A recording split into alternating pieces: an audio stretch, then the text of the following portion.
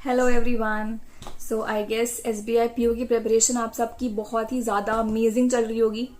कुछ स्टूडेंट्स का डाउट था इंग्लिश सेक्शन को लेकर कि इंग्लिश सेक्शन में मार्क्स इम्प्रूव नहीं हो रहे हैं, लो मार्क्स आ रहे हैं, एक्यूरेसी इम्प्रूव नहीं हो रही है। इंग्लिश सेक्शन के चक्कर में जो हमारा ओवरऑल परसेंटाइल है वो कम हो जा रहा है। पहले बात करते हैं, जो इंग्लिश सेक्शन है वो होता कितने मार्क्स का है। वो 40 मार्क्स का आएगा। 20 मिनट्स में आपको 40 क्वेश्चंस करने होंगे प्रीलिम्स में। प्रीलिम्स की बात कर रहे हैं हम यहाँ पे। तो इंग्लिश सेक्शन जो होता है ना, हमारे 3 कैटेगरी में डिवाइडेड होता है। फर्स्ट कैटेगरी होती है हमारी ग्रामर कैटेगरी। ग्रामर में आपका जो होता है एरर डिटेक्शन हो गया, ठीक है, आपका फ्रेज रिप्लेसमेंट हो गया, find the correct sentence, find the incorrect sentence, ये सब आपके ग्रामर की कैटेगरी में आ जाते हैं।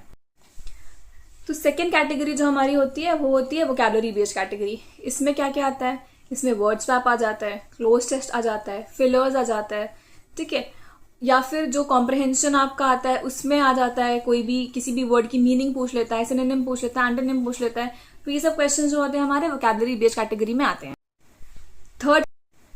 थर्ड कैटेगरी यहाँ पे कौन सी होती है? थर्ड कैटेगरी होती है हमारी कॉम्प्रहेंशन बेस्ड कैटेगरी, जिसमें ऑब्वियसली आपका रीडिंग कॉम्प्रहेंशन आता है।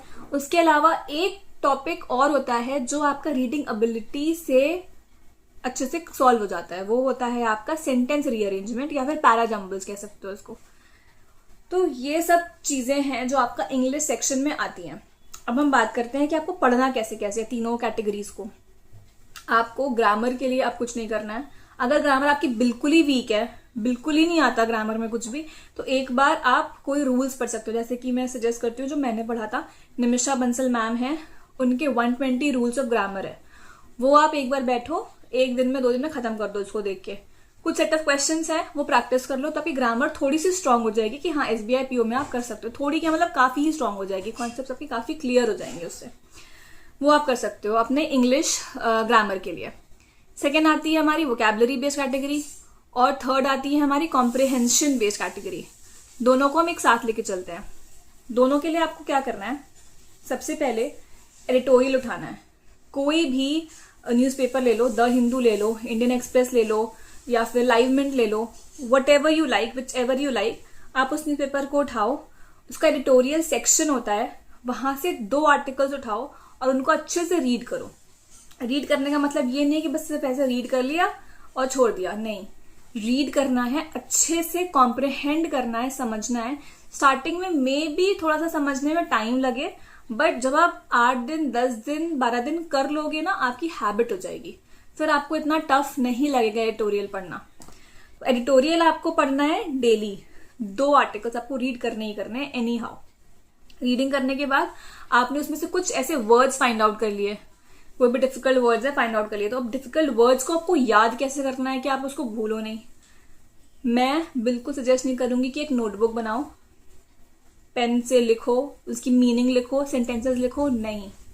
बहुत टाइम टेकिंग चीजें हैं ये सब, और बाद में रिकॉल नहीं हो पाता है। नोटबुक सिलेक्शन हो या ना हो, नोटबुक एक टाइम के बाद कबाड़ी वाले को बेच दी जाती है, खत्म हो जाती है कहानी उसकी नोटबुक की। सो आपको याद करना है, मेंटेन करना इज नॉट अ सोल्यूशन। मैं जो करती थी मैं वो शेयर करती हूँ। मैं क्या करती थी कि कोई भी मीनिंग है, मैंने गूगल पे सर्च करी, उसी को, वर्ड को, मीनिंग को, और उसका एक कोई सेंटेंस है उसको मैंने कॉपी पेस्ट करके अपने ही एक फोन पे ऐप बना रखी थी, नोटबुक वाली, जिसमें आप नोट्स अपने बनाते होगे थोड़े बहुत, उस पर मैं सेव कर लेती थी, ठीक है। फिर पूरे दिन जब भी टाइम मिलता था, 5 मिनट के लिए, 10 मिनट के लिए, उन वर्ड्स को एक बार ऐसे रीड कर लो। सुबह तो आप करोगे ही, मीनिंग देखोगे, करोगे, रीड करोगे, सारा सब कुछ करोगे। दिन में कभी भी आपको मतलब 4-5 बार टाइम ऐसा मिल जाता है जब आप फ्री होते हो, जब आप कुछ करने का मन नहीं कर रहा होता, एग्जॉस्ट हो जाता है माइंड, थोड़ा सा रिलैक्स करके 5-10 मिनट रिलैक्स करके आप उन वर्ड्स को एक बार रीड कर लो, देख लो एक बार। जब दिन में 5-6 बार आप उन्हीं सेम चीजों से गो थ्रू होगे ना पूरे फोकस के साथ, तो कहीं ना कहीं 10 में से 5-7 वर्ड्स तो आपके दिमाग में फीड हो ही जाएंगे। बहुत से लोग बोलते हैं कि द हिंदू के लास्ट जो रिसेंट 500 वर्ड्स हैं वो रट के जाओ। ये सब करने की कोई जरूरत नहीं है, मैंने कभी नहीं किया, and still I am working as a banker in a government bank. ये सब करने की कोई जरूरत नहीं है। जो मैं बता रही हूँ सिर्फ उतना भी करोगे ना तो भी आपकी वोकैबुलरी काफी इंप्रूव हो जाएगी। अब ये सब करने के बाद आपने अपना एडिटोरियल कितना बेटर समझा है, कितना बेटर आपने कॉम्प्रिहेंड किया है उसको, वो बहुत इंपॉर्टेंट रोल प्ले करता है। देखो बैंक का जो एग्जाम होता है ना, चाहे एसबीआई पीओ हो गया चाहे बीपीएस पीओ हो गया, वो कहीं ना कहीं आपकी कॉम्प्रिहेंशन बेस्ड स्किल्स पे डिपेंड करता है। स्पेशली जो इंग्लिश सेक्शन है, जितना बेटर आप कॉम्प्रिहेंड करके उन क्वेश्चंस के आंसर दे पाओगे, सही सही एकदम करेक्ट आंसर, वो तभी कर पाओगे आप जब आपका समझने का जो कैपेसिटी है वो अच्छी है। वो कब अच्छी होगी? जब आपकी रीडिंग कैपेसिटी अच्छी होगी। डेली अगर आप पढ़ोगे, उसको समझोगे, तो आगे जाके जब आपका मेंस होगा या आगे और भी एग्जाम्स होंगे आईबीपीएस पीओ वगैरह के, तब तक बहुत बहुत अच्छी हो जाएगी आपकी जो स्किल्स होगी। सो एडिटोरियल की बहुत ही ज्यादा इंपॉर्टेंस है बैंक एग्जाम क्रैक करने में। एक चीज और ऐड कर लेना इसमें, जब आपने एडिटोरियल अपना रीड कर लिया, वर्ड्स को नोट डाउन कर लिया, समझ लिया, सब कुछ कर लिया, फिर थोड़ा सा टाइम देना 5 मिनट्स 10 मिनट्स का, जिसमें आप उस एडिटोरियल को ना समराइज करके लिख सको छोटे से फॉर्म में। उससे क्या होगा ना, आपने कितना समझा है आपको ये भी पता चलेगा। चैट जीपीटी पे पता पूरा कॉपी पेस्ट कर देना एडिटोरियल भी और अपना जो आपने समरी लिखी है वो भी, तो वो खुद बता देगा आपको कि सही लिखी है नहीं लिखी है, ग्रामेटिकल एरर क्या है इसमें। ठीक है, इससे आपकी राइटिंग स्किल्स भी इंप्रूव होगी, कॉन्फिडेंस भी आएगा, और अगर सही लिखी होगी तो फिर आपके अंदर जो कॉन्फिडेंस आएगा फिर तो वो तो अलग ही लेवल का होगा। सो ये सब चीजें आप करोगे, आपका डेफिनेटली एसबीआई पीओ में सिलेक्शन आराम से हो जाएगा। अगर अभी से भी आपने ये फॉलो करना स्टार्ट कर दिया तो आपका आराम से सिलेक्शन हो जाएगा। इसके अलावा, रीडिंग के अलावा आपको क्या करना है, आपको डेली प्रैक्टिस करनी है इंग्लिश के क्वेश्चंस की। प्रैक्टिस कहाँ से करनी है? प्रैक्टिस करनी है आपको डेली। फ्री क्विजेज अवेलेबल होती है बहुत जगह पे, बहुत सी एप्स ऐसी हैं, बहुत से गूगल पे क्वेश्चंस अवेलेबल है। गूगल से अगर आप कर रहे हो या कहीं से भी क्वेश्चंस अगर आपको मिल रहे हैं तो मेक श्योर कि आप टाइमर लगा के क्वेश्चंस करो। ठीक है, टाइमर लगा के क्वेश्चंस करने पे प्रेशर रहता है और आपका जो सेक्शन है उसके लिए भी आप प्रिपेयर रहोगे। प्रैक्टिस हो गई, रीडिंग हो गई, क्विजेज हो गया, सब कुछ हो गया। मोस्ट इंपॉर्टेंट है मॉक टेस्ट। मॉक टेस्ट जब आप दे रहे हो तब मेक श्योर कि आपका माइंड बहुत ही ज्यादा काम है, एकदम शांति से मॉक टेस्ट दे रहे हो, पूरे फोकस के साथ एक एक लाइन को रीड करके तब क्वेश्चन दे पा रहे हो, उसके आंसर सॉल्व कर पा रहे हो। और एक सबसे ज्यादा इंपॉर्टेंट चीज है जो कि हर टॉपर फॉलो करता है या फिर हर वो स्टूडेंट फॉलो करता है जिसका सिलेक्शन हुआ होता है, वो होता है कि वो इंग्लिश में गेस वर्क नहीं करता है। Avoid guess work in English. अगर आप इंग्लिश में तुक्के मारोगे तो वो तुक्के 50% चांस है कि आपके सही हो जाएं, हार्डली सही होते हैं। कभी कभार आपका लक अच्छा हुआ तो हो गए सही, वरना आपकी एक्यूरेसी भी जाती है और आपका परसेंटाइल भी लो हो जाता है।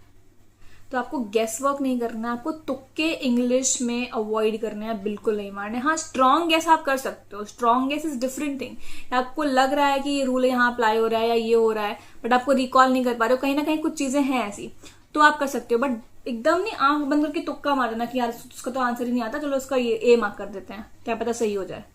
वो नहीं करना है आपको इंग्लिश में बिल्कुल भी। जो एकदम श्योर शॉट सही हो वही करना है आपको। एसबीआई पीओ जैसे एग्जाम में आपको पता है एक्यूरेसी का बहुत इंपॉर्टेंट रोल है। नॉर्मलाइजेशन जब होता है ना तब एक्यूरेसी बहुत इंपॉर्टेंट रोल प्ले करती है, क्योंकि मैंने ये चीज देखी है। जिस साल मैंने एसबीआई पीओ दिया था तो उसमें बहुत से स्टूडेंट्स ऐसे थे मेरे साथ के जो एस्पिरेंट्स थे जिन्होंने मेरे से भी कम अटेम्प्ट्स किए थे, बट उनके मार्क्स मेरे से ज्यादा आए थे। क्यों आए थे? क्योंकि उनकी एक्यूरेसी अच्छी थी। सेम शिफ्ट की बात कर रही हूं मैं, I am not talking about different shift, same shift की बात कर रही हूँ। उनकी एक्यूरेसी अच्छी थी तो नॉर्मलाइजेशन में उनको एज मिल गई, उनके मार्क्स इंप्रूव हो गए, बेटर हो गए। तो एक्यूरेसी का आपको बहुत बहुत बहुत ही ज्यादा ध्यान रखना है इंग्लिश सेक्शन में, स्पेशली। क्वांट और रीजनिंग में तो खैर है, वो तो मैं अलग बात करूंगी उसकी, बट इंग्लिश में आपको बहुत ध्यान रखना है एक्यूरेसी का। बाकी मेंस में कैसी प्रिपरेशन होनी चाहिए, डिस्क्रिप्टिव के लिए क्या प्रिपरेशन होगी, इन सब पे मैं बात करूंगी, सब पे वीडियोज आएंगे। किसी भी तरह का आपको और भी कोई डाउट हो, किसी भी सेक्शन से रिलेटेड या किसी भी टॉपिक से रिलेटेड, कुछ भी हो, whatever you want to ask, you are free to tell me. Comment section में बताओ मुझे, या टेलीग्राम चैनल ज्वाइन कर लो, वहां मुझे पिंग कर दो कि क्या आपके डाउट्स हैं। मैं उन हर एक डाउट पे, क्वेरीज पे I try to solve all of them. जितना भी मेरे से हो पाएगा मैं करूंगी। राइट डायरेक्शन की एक्चुअल में बहुत जरूरत होती है जब आप प्रिपरेशन कर रहे होते हो। बहुत से स्टूडेंट्स जो ना वो भटक जाते हैं, इधर भी स्ट्रैटेजी फॉलो करेंगे, उधर भी फॉलो करेंगे, मिक्स कर देंगे, तो थोड़ा सा कन्फ्यूजन क्रिएट हो जाता है फिर उसमें फिर आपका डाउट्स क्रिएट हो जाते हैं। Okay, so all the best for SBI PO everybody, and बहुत अच्छे से पढ़ो, आराम से पढ़ो, रिलैक्स होके पढ़ो, सिलेक्शन डेफिनेटली आपका हो जाएगा। वैकेंसीज अच्छी हैं, ओवर कॉन्फिडेंट नहीं होना कि वैकेंसीज बहुत अच्छी हैं तो हम निकाल ही लेंगे। प्रैक्टिस करते रहना है, रिविजन करते रहना है, जो मैंने बताया है उसको फॉलो करो, and definitely definitely definitely you can crack this examination. Okay, bye everybody, all the best, take care, and follow this YouTube channel for more such videos. Bye, take care.